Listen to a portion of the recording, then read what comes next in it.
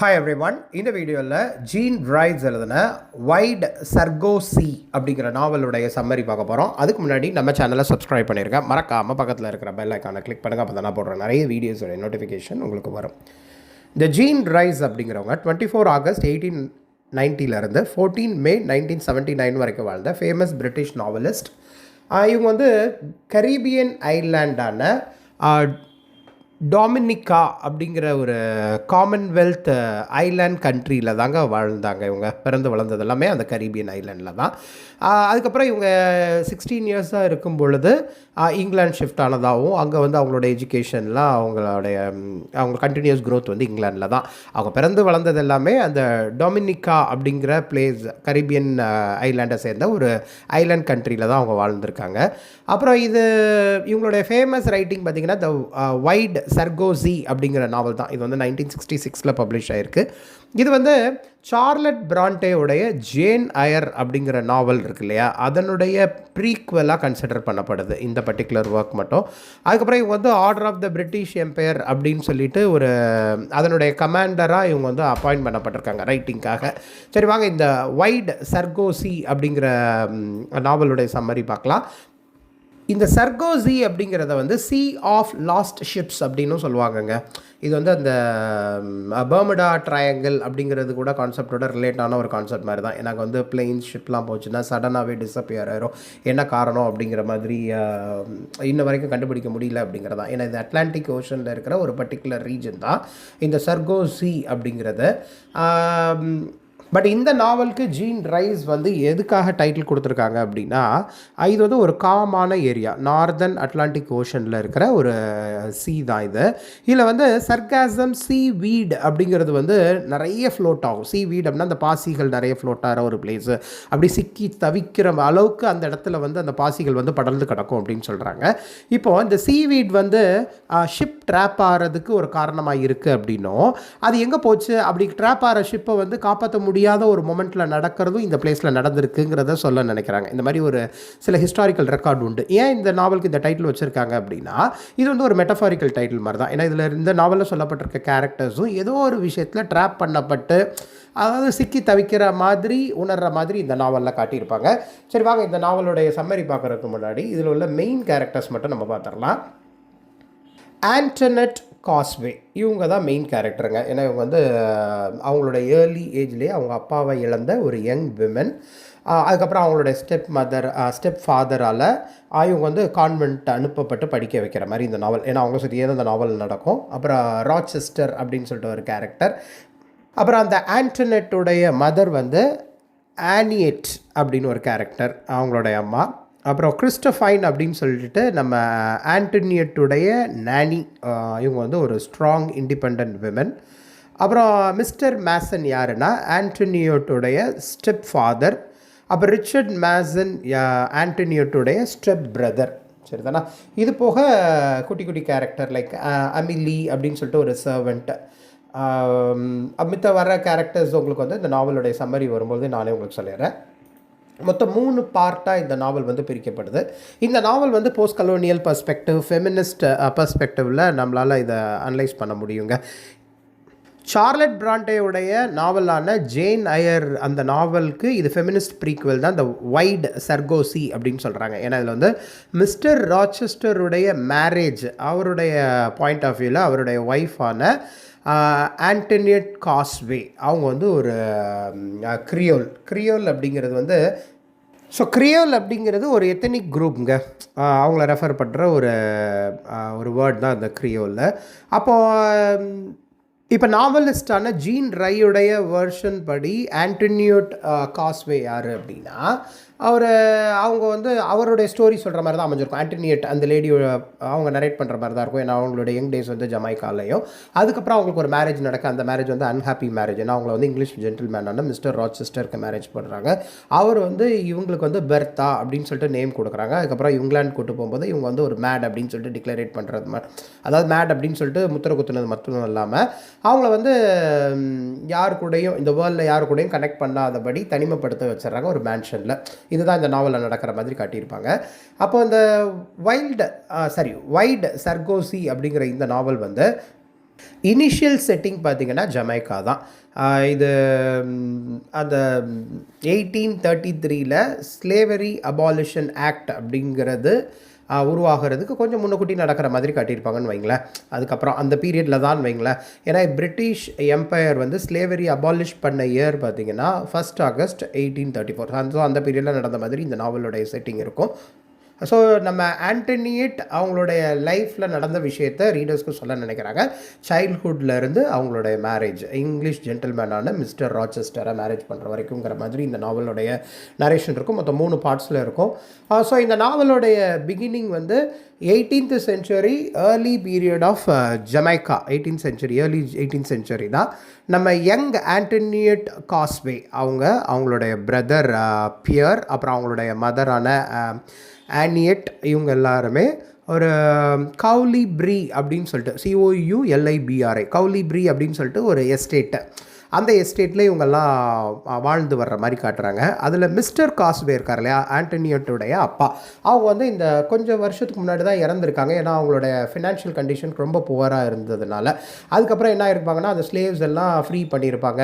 அதில் இவங்கக்கிட்ட ஸ்லேவாக torture feel பண்ண ஒரு ஸ்லேவ் வந்து நம்ம ஆண்டனியட்டோடைய அப்பாவான மிஸ்டர் காஸ்வேவை குடிக்க வச்சு கொண்டிருப்பாங்க. இப்போ ஸ்லேவ்லாம் ஃப்ரீ பண்ணப்படணும் அப்படிங்கிற மாதிரி தான் அந்த ஒரு பீரியட் நடந்த ஒரு மொமெண்ட்டு, சரிதானா? ஸோ அதில் வந்து இவங்க கண்ட்ரோலில், அதாவது நம்ம மிஸ்டர் காஸ்வேவுடைய கூட வேலை பார்த்த ஒரு ஸ்லேவ் வந்து இவர் டார்ச்சர் தாங்க முடியாமல் லைஃப்பை லீட் பண்ணியிருந்திருப்பான். ஸோ அவன் வந்து பழிவாங்கிற விதமாக அவருக்கு குடிக்க வச்சு அவரை கொண்டிருப்பார். இதெல்லாம் இந்த நாவலில் நடந்திருக்கும். இப்போ அந்த ஃபேமிலியில் உள்ள மித்த காஸ்வே லைஃப் பார்த்திங்கன்னா கம்ப்ளீட்டாக கொலாப்ஸ் ஆன மாதிரி இருக்கும். எப்படின்னா, காஸ்வே இறந்து போயாச்சு. ஸோ அந்த பியர் சொன்னேன் இல்லையா, ஆண்டனியட் காஸ்வேவுடைய பிரதர், அவனும் ரொம்ப உடம்புக்கு முடியாமல் ரொம்ப சிக்காக இருக்கிற மாதிரி காட்டுறாங்க. அதே மாதிரி ஆனியட், மிஸ்டர் காஸ்வேவுடைய ஒய்ஃப், அவங்க வந்து டிப்ரெஷனில் இருக்கிறாங்க. ஆண்டனியட் மட்டும்தான், ஏன்னா அவங்க டிப்ரெஷனில் இருக்கிறதுனால அவங்க குழந்தைங்க மேலே இன்ட்ரெஸ்ட் காட்டாத ஒரு பர்சனாக அவங்க இருக்காங்க. இப்போ ஆண்டனியட்டுடைய ஒன்லி கம்ஃபர்ட் யார் அப்படின்னா ஒரு பிளாக் நர்ஸ், அவங்களுடைய நேம் வந்து கிறிஸ்டோஃபைன். அவங்க தான் அவங்களுடைய one and only comfort zone அப்படின்ட்டு.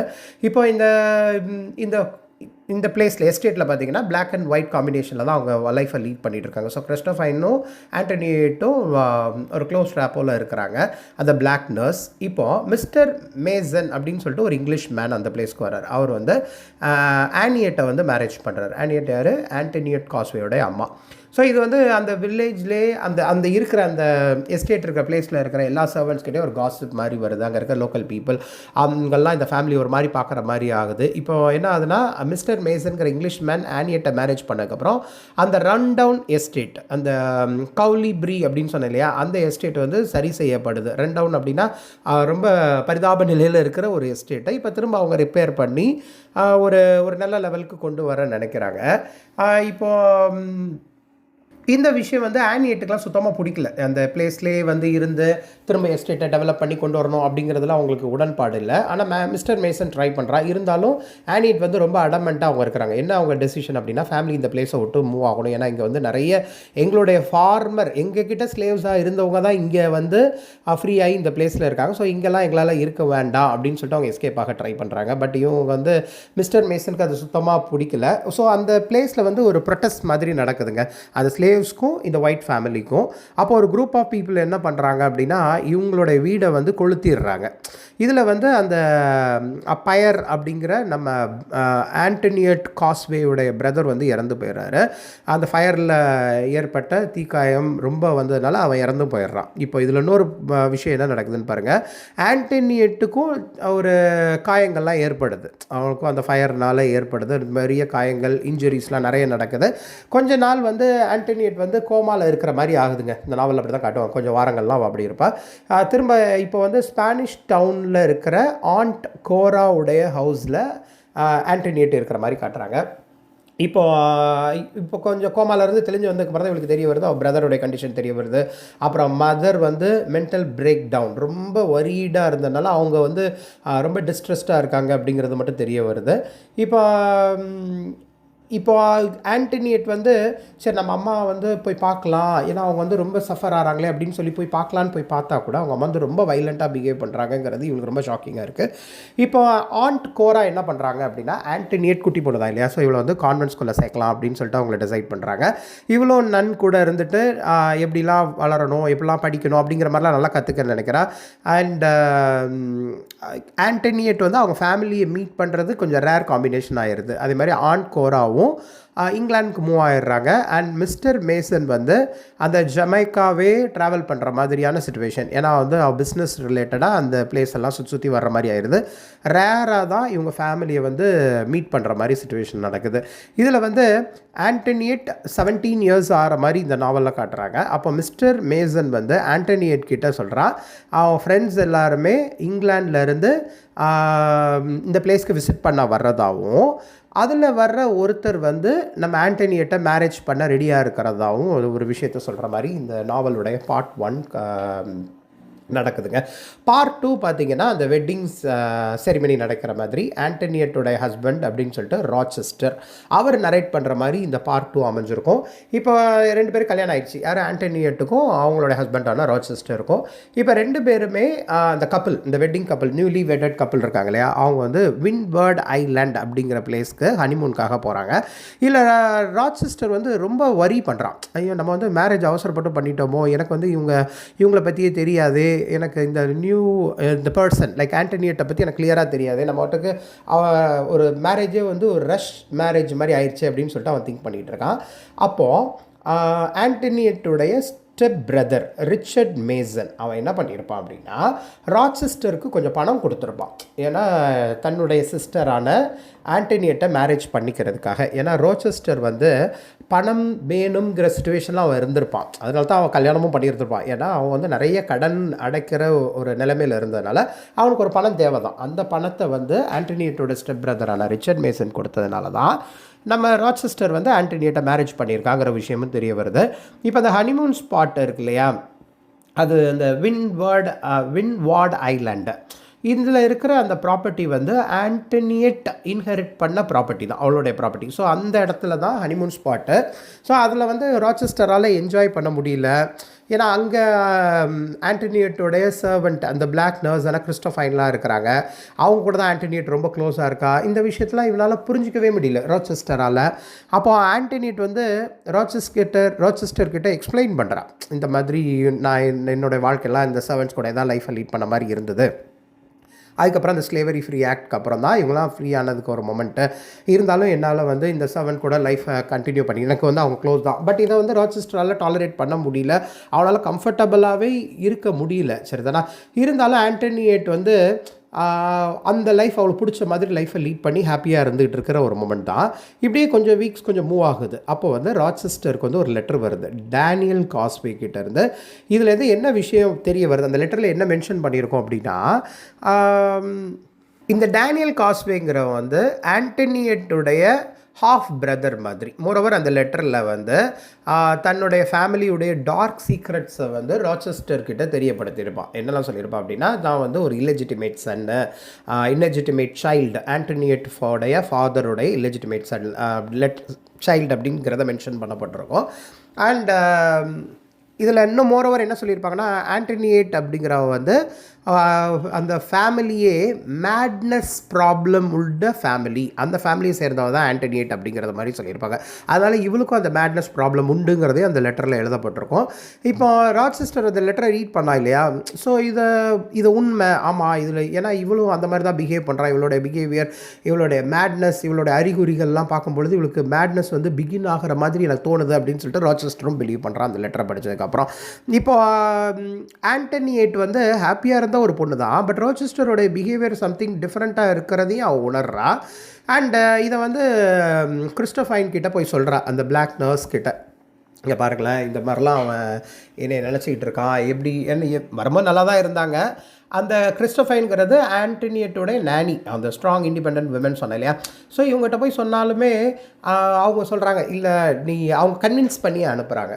சரி மேபி எதாவது நினச்சிருப்பா, இது கரீபியன் பீப்புளுடைய ஓப் அப்படின்னு சொல்கிறாங்க, OBEAH. ஓப் அப்படின்னா ஒரு ஸ்பெல் மாதிரி, அவங்களுடைய ஒரு எதாவது பிளாக் மேஜிக் மாதிரி எதாவது நடந்திருக்கும், இந்த பீப்புள் எதாவது நேட்டிவ் பீப்புள் இதெல்லாம் காமன் தான்ப்பா, இதெல்லாம் ஒரு பெரிய விஷயம் இல்லை அப்படின்னு சொல்லிட்டு அவங்க கன்வின்ஸ் பண்ண ட்ரை பண்ணுறாங்க. இப்போ அகெயின் ராச்செஸ்டருக்கு இன்னொரு லெட்டர் வருது டேனியல் காஸ்வே கிட்ட இருந்து. அப்போ வந்து இதில் இந்த செகண்ட் லெட்டரில் பார்த்தீங்கன்னா நிறைய அக்யூசேஷன் வைக்கிறான் நம்ம டேனியல் காஸ்வே அபவுட் ஆண்டனியட். அப்புறம் இந்த இந்த லெட்டரை படிக்கும்பொழுது, இந்த அக்யூசேஷன் லெட்டரை படிக்கும்போது நிறைய தப்பாக சொல்கிறான் இல்லையா, இதை படிக்கும்பொழுது ராச்செஸ்டருக்கு வந்து ரொம்ப கோபம் ஏற்படுது. இப்போ அவன் டேனியல் காஸ்வே சொன்னதெல்லாம் உண்மையாக இருக்குமோ அப்படின்னு நினச்சி ரொம்ப எப்படி சொல்கிறதுனா வெறுப்பு வந்து அவருக்கு ஏற்படுது. சரிதானா? இப்போ ஆண்டனியட்டை மீட் பண்ண ராச்செஸ்டர் வீட்டுக்கு போகும்பொழுது ஆண்டனியட் கேட்குறா, உங்களுக்கு என் மேலே ஃபீலிங்ஸ்லாம் கிடையாதா அப்படின்னு சொல்லும் பொழுது அவன் வெறுப்பை தான் அந்த இடத்துல வெளிப்படுத்துகிறான். இருந்தாலும் ஆண்டனியட் வந்து ட்ரை பண்ணி அவளுடைய பாஸ்ட்டை வந்து எக்ஸ்பிளைன் பண்ணலான்னு நினைக்கும் பொழுது அது ஒர்க் அவுட் ஆகலைங்கிறது மட்டும் தெரியுது. ஸோ ரொம்ப அப்செட்டாரா.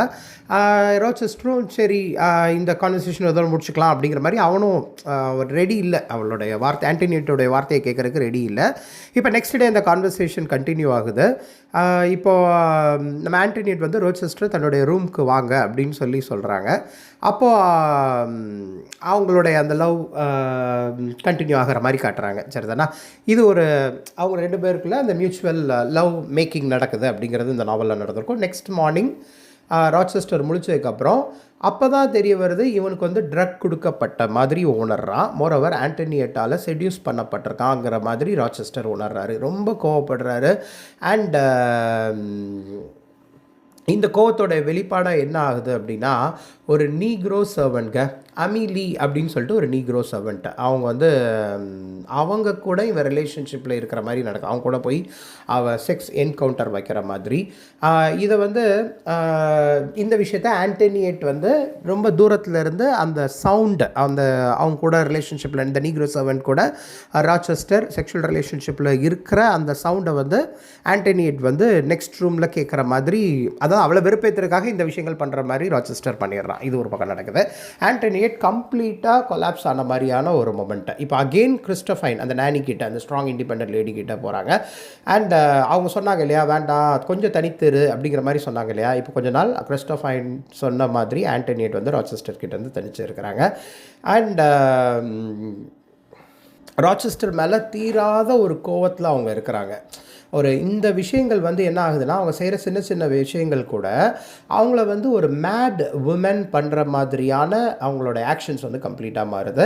அப்படி கொலாப்ஸ் ஆகி விழுந்துடுறாங்க. ஸோ கிறிஸ்டோஃபைன் அங்கே வந்து ராச்செஸ்டரை பார்த்து சொல்கிறாங்க, நீ தான் ஆண்டனியட்டோட லைஃப்பை வந்து கம்ப்ளீட்டாக கொலாப்ஸ் பண்ணிட்ட. இப்போது நீ ஒன்று பண்ணு, ஒன்று இவ கூட லவ் லைஃப்பை கண்டினியூ பண்ணி வாழப்பார், ஆர்எல்ஸ் நீ மட்டும் இங்கிலாண்டுக்கு போயிரு, இவளை இங்கே விட்டுட்டு நீ இங்கிலாண்டுக்கு போயிரு, அதுதான் உனக்கும் நல்லது இவளுக்கும் நல்லது அப்படிங்கிற மாதிரி சொல்கிறாங்க. இப்போ இந்த வார்த்தையெல்லாம் ராச்செஸ்டரால் கேட்க முடியல. ஏன்னா அவங்க வந்து ஒரு நானி, மோரோவர் ஒரு பிளாக் நர்ஸு. அதனால் அவங்க என்ன சொல்கிறாங்கன்னா, கிறிஸ்டோஃபைன் நீ முதல்ல இந்த பிளேஸை இங்கே இருக்கவே கூடாது, இங்கேருந்து போயிரு அப்படின்னு சொல்லிடுறாங்க. 2 சஜஷன்ஸை என்னால் ஏற்றுக்க முடியாது. நான் வந்து ஆண்டனியட்டை ஏன் கூட இங்கிலாந்து கூட்டு போகிறேன் அப்படிங்கிற மாதிரி அவன் டிசைட் பண்ணிடுறான். இது வந்து பார்ட் 2 முடியுது. இப்போ பார்ட் 3 என்ன அப்படின்னா, கிரேஸ் பூல் அப்படின்னு சொல்லிட்டு ஒரு கேரக்டருங்க, GRASE POOLE. இந்த கிரேஸ் பூல் யார் அப்படின்னா அவர் கேர்டேக்கர். இப்போது ஆண்டனியட்டை பார்த்துக்கிறவங்க. இவங்களுடைய பெர்ஸ்பெக்டிவில் இந்த 3rd பார்ட் வந்து நடக்கிற மாதிரி காட்டுறாங்க. இப்போது ஆண்டனியட் வந்து ஒரு ஆட்டிக், ஒரு பரனில் இருக்கிற மாதிரி, அதில் வந்து அவங்க இவளை சேஃப்கார்ட் பண்ணிக்கிற மாதிரி, நம்ம இந்த கிரேஸ் பூல் அவங்க தான் அவங்கள ப்ரொடெக்ட் பண்ணிக்கிறாங்க அப்படிங்கிற மாதிரி இந்த 3rd பார்ட்டில் வந்து கண்டினியூ பண்ணுறாங்க. ஸோ இந்த 3rd பார்ட் வந்து நாவலுடைய ஷார்ட்டஸ்ட் பார்ட் அப்படிங்கன்னு சொல்லலாம். இது வந்து ஆண்டனியட் அவங்களுடைய பெர்ஸ்பெக்டிவில் நடக்கிற மாதிரி இருக்கும். ஏன்னா இதில் வந்து ஆண்டனியட்டோட நேம் வந்து பர்த்தா அப்படின்னு சொல்லிட்டு அவங்க ஹஸ்பண்ட் வந்து ரீநேம் பண்ணியிருப்பாங்க. இதில் வந்து மிஸ்டர் ராச்செஸ்டருடைய அப்பா இறந்தாச்சு, அவங்க பிரதர் இறந்தாச்சு. ஏன்னா இவங்க வந்து இப்போ இங்கிலாந்து வந்தாச்சு வித் ஆண்டனியட்டோட. அவங்களுக்கு ஒரு நல்ல ஒரு ப்ராப்பர்ட்டி கிடைக்குது. ஏன்னா ராச்செஸ்டருடைய அப்பா இறந்தாச்சு இல்லையா. இவளை வந்து அந்த தான்ஃபீல்டு ஹால் அதனுடைய ஆட்டிக்கில் இவளை லாக் பண்ணி வச்ச மாதிரி தெரியுது. அந்த மேன்ஷனை வந்து கிரேட் ஹவுஸ் அப்படின்னு சொல்லிட்டு நம்ம ஆண்டனியட் சொல்கிறாங்க. இதில் வந்து அவளை பார்த்துக்கிறதுக்கு ஒரு சர்வெண்ட், கிரேஸ் பூல் அப்படின்னு ஒரு சர்வெண்ட்டை அப்பாயிண்ட் பண்ணுறாரு ராச்செஸ்டர். அதுக்கப்புறம் ஆண்டனியட் சொல்கிற மாதிரி, ஏன்னா அவளுக்கே ஒரு பாயிண்ட் தெரியுது, நம்ம ஏன் இங்கே இருக்கிறோம், ஏன் நம்மளை தூக்கி இந்த பரனில் வச்சு அடைச்சி வச்சிருக்காங்க, நம்ம எவ்வளோ நாள் இங்கே இருக்க போகிறோம், நமக்கு என்ன தான் ஆச்சு, நம்மளை ஏன் ப்ரொடெக்ட் பண்ணுறது, கிரேஸ் பூல் அப்படிங்கிற ஒரு சர்வெண்ட்லாம் வைக்கப்பட்டிருக்காங்க அப்படின்னு சொல்லிட்டு அவளாலே கண்டுபிடிக்க முடியாத ஒரு மொமெண்ட்டில் இருக்கிறா. அப்போ அவளுடைய ஸ்டெப் பிரதர் வந்து விசிட் பண்ணுறாங்க. அங்கே ஆண்டனியட் அவனை பார்த்த உடனே அவன் ரொம்ப வைலண்ட் ஆகிறா. அப்புறம் என்ன நடந்தது அப்படிங்கிற இன்சிடெண்ட்டை கம்ப்ளீட்டாக மறந்துடுறா.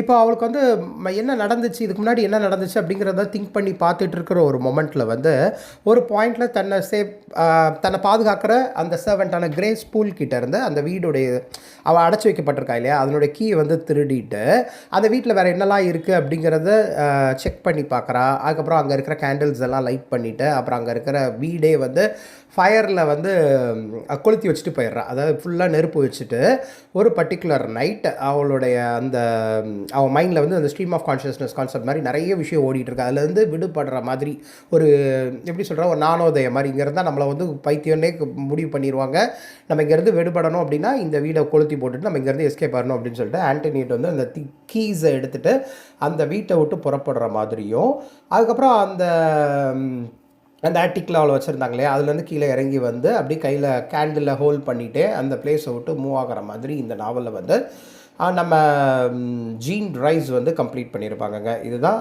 வைட் சர்கோசி அப்படிங்கிற நாவலுடைய சம்மரி. ஸோ இந்த மாதிரி இங்கிலீஷ் லிட்ரேச்சர் ரிலேட்டட் வீடியோஸ் நிறைய பார்க்குறக்கு நம்ம சேனலை சப்ஸ்கிரைப் பண்ணியிருக்கேன். மறக்காம பக்கத்தில் இருக்கிற பெல் ஐகானை கிளிக் பண்ணுங்கள். அப்போ தான் நான் போடுறேன் நிறைய வீடியோஸோட நோட்டிஃபிகேஷன் உங்களுக்கு வரும். தேங்க்யூ.